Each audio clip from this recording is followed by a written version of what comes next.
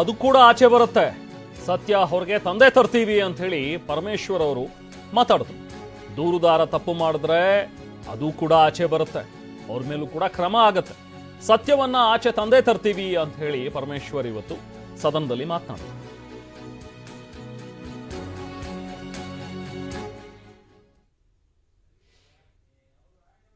ನಾನು ಗೃಹ ಸಚಿವನಾಗಿ ಇರೋವರೆಗೆ ಯಾವುದೇ ಎಕ್ಸ್ಟ್ರಾ ಕಾನ್ಸ್ಟಿಟ್ಯೂಷನಲ್ ಆಕ್ಟಿವಿಟಿ ಈ ಒಂದು ತನಿಖೆಯಲ್ಲಿ ಆಗೋಕೆ ಬಿಡೋದಿಲ್ಲ.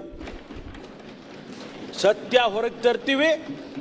ಪ್ರತಿಯೊಂದು ಅವ್ರು ಹೇಳಿದ್ರಲ್ಲ ಮಾನ್ಯ ಉಪಮುಖ್ಯಮಂತ್ರಿಗಳು, ಯಾರ್ದೋ ಷಡ್ಯಂತ್ರ ಇದೆ. ಎಸ್, ಷಡ್ಯಂತ್ರ ಇದ್ರೆ ಅದು ಆಚೆ ಬರುತ್ತೆ.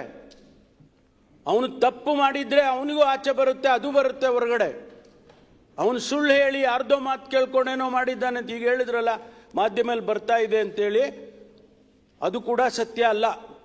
ಆದರೆ ಒಂದು ವೇಳೆ ಅಂಥದ್ದೇನಾದರೂ ಇದ್ರೂ ಕೂಡ ಅದು ಆಚೆ ಬರುತ್ತೆ. ಆ ಸತ್ಯವನ್ನು ಕೂಡ ಆಚೆ ತರ್ತೀವಿ. ಅದಕ್ಕಾಗಿ ತಾವು ಸಹಕರಿಸಬೇಕು ಅಂತೇಳಿ ಮಾನ್ಯ ಅಧ್ಯಕ್ಷರೇ ಹೇಳೋದು. ಈಗ ಮೊನ್ನೆ ಚರ್ಚೆ ಇವತ್ತು ಪರಮೇಶ್ವರ್ ಅವರು ಬಹಿರಂಗಪಡಿಸ್ತಾರೆ ಅಂಥೇಳಿ ಭಾಳ ಒಂದು ದೊಡ್ಡ ಸುದ್ದಿಯಾಗಿತ್ತು. ನಾನು ಅಂತಲ್ಲ, ಇಡೀ ಕರ್ನಾಟಕದ 7 ಕೋಟಿ ಜನನೂ ನೋಡ್ತಾ ಇದ್ರು. ಏನೋ ಇವತ್ತು ಪರಮೇಶ್ವರ್ ಅವರು ಬಹಿರಂಗಪಡಿಸ್ತಾರೆ ಅಂಥೇಳಿ. ಅದು ಯಾವುದೋ ಒಂದು ಹಾಡಿತ್ತು, ಯಾವುದಪ್ಪ ಅದು, ಯಾವುದು, ಯಾರು ತಿಳಿಯರು ನಿನ್ನ ಭುಜಬಲದ ಪರಾಕ್ರಮ, ಸಮರದೋಳ್ ಬಾಣ ಹೂಡು ಅಂತೇಳಿ. ಇಲ್ಲಿ ಅವನು ನೋಡಿದ್ರೆ ಆ ಮಾಸ್ಕ್ ಮ್ಯಾನು ಬೆಟ್ಟ ಆಗಿದ್ಬಿಟ್ಟು ಇಲಿನೂ ಸಿಕ್ಕಲಿಲ್ಲ. ಇಲ್ಲಿ ನಮ್ಮ ಪರಮೇಶ್ವರ್ ಅವರು ಒಂದು ಸೊಳ್ಳೆನೂ ಸಿಕ್ಕಲಿಲ್ಲ ಅವ್ರು ಹೇಳಿರೋದ್ರಲ್ಲಿ. ಏನೂ ಇಲ್ಲ. ಏನು ಅವ್ರು ಪಾಪ ಬರ್ಕೊಟ್ಟಿದ್ರು, ಯಥಾವತ್ತಾಗಿ ಓದ್ಬಿಟ್ಟಿದ್ದಾರೆ.